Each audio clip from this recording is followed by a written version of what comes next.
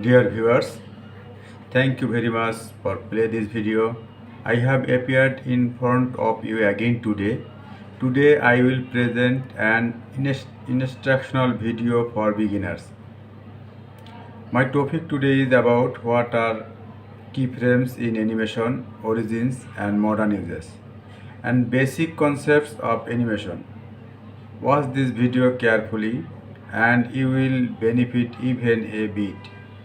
If you are new to my channel, be sure to subscribe. What are keyframes in animation, origins and modern uses? Have you ever wondered what exactly keyframes are? How about the difference between keyframes in animation versus keyframes in video editing? The two are different but might be more interconnected than you realize. In this post, we will be covering everything you need to know about keyframes. First, let's define keyframe. If you encounter any other unfamiliar terms in the wild, our ultimate guide to filmmaking terminology is a great resource for looking up definitions. What is a keyframe? A keyframe, also written as keyframe, is something that defines the starting and or ending point of any smooth transition. That something can be a drawing in animation or a particular frame of a shot when dealing with film or video. Any shot, animated or live action, is broken down into individual frames. You can think of keyframes as the most important frames of a shot that set the parameters for the other frames and indicate the change that will occur throughout as transitions. For more information, refer to our filmmaker's guide to frame rates. The origin of keyframes. These days, the word frames is often associated with video editing, but they originated in animation long before digital video editing. However, if you are familiar with keyframes in the context of editing, then you might already have a pretty good idea as to what is a keyframes in animation. In traditional animation, each frame is drawn by hand. To learn more about different animation techniques, check out our articles about cell animation, rotoscope animation, and stop motion animation. Because of the heavy demands and time consuming nature of animation, those films are typically made by a number of artists working together. One efficient way to both save time and ensure quality is to have the lead animators draw the most important frames and leave the transitional frames between them to the junior animators. These important frames drawn by the lead animators become known as keyframes.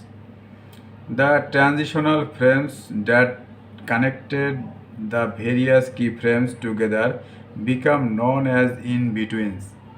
Even if a single artist is drawing an entire scene, it is still common practice to begin by drawing the keyframes, then going back and adding the in-betweens. Keyframes in the modern age. Even though animated films are rarely drawn entirely by hand these days, keyframes are still used in computer animation. Keyframes remain just as important today as ever. It is only the method of creation that has changed.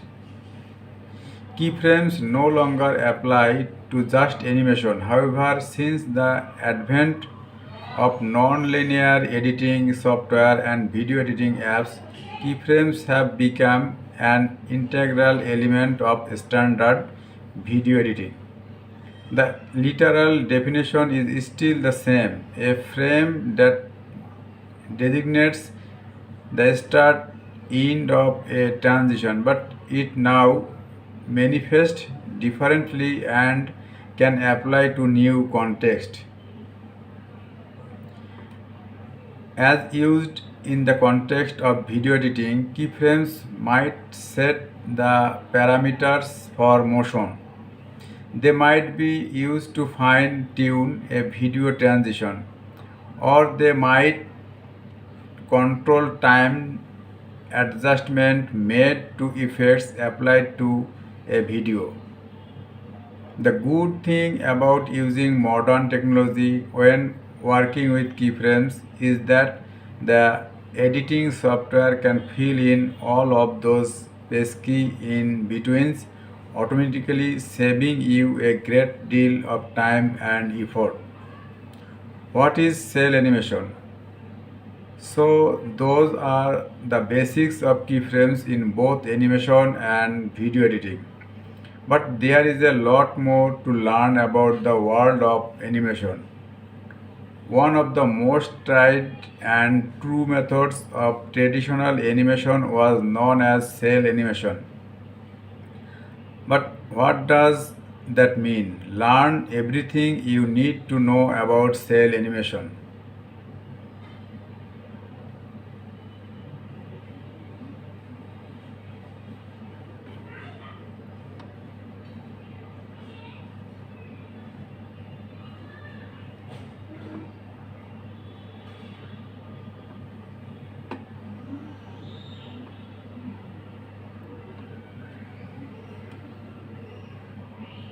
Have you ever watched a movie where someone says they will absolutely not to do a thing, but the very next shoot is them doing the thing? How about a scene where someone is about to get murdered, but they but the very next shot is someone making dinner? If you answered yes, you may have encountered a smash cut in the wild. But what is a smash cut? Where did it come from? Why is it used? And how can you take advantage of it?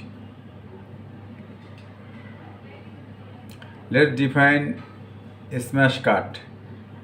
Not that it's the most complex technique out there, but we would like to define a smash cut for you.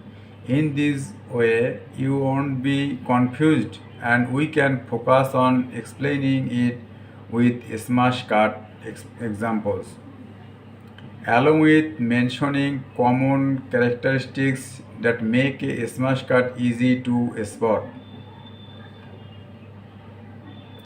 Smash cuts got their other name Gilligan cut from the show Gilligan's Island.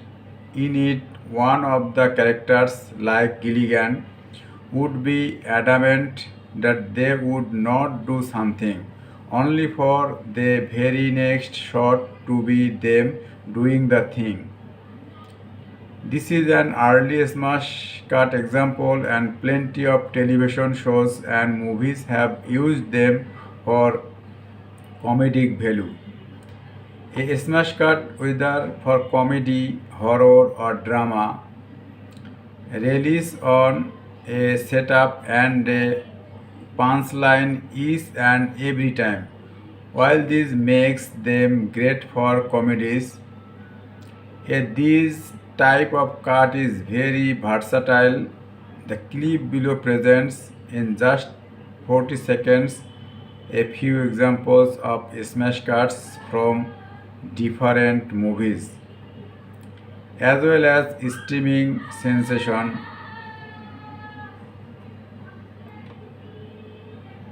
If there is any mistake in my video, please comment. Any comments will make my way easier. Your valuable comments will motivate me to make new videos. Thank you for watching my video. Like and subscribe my channel, and see you again next tutorial.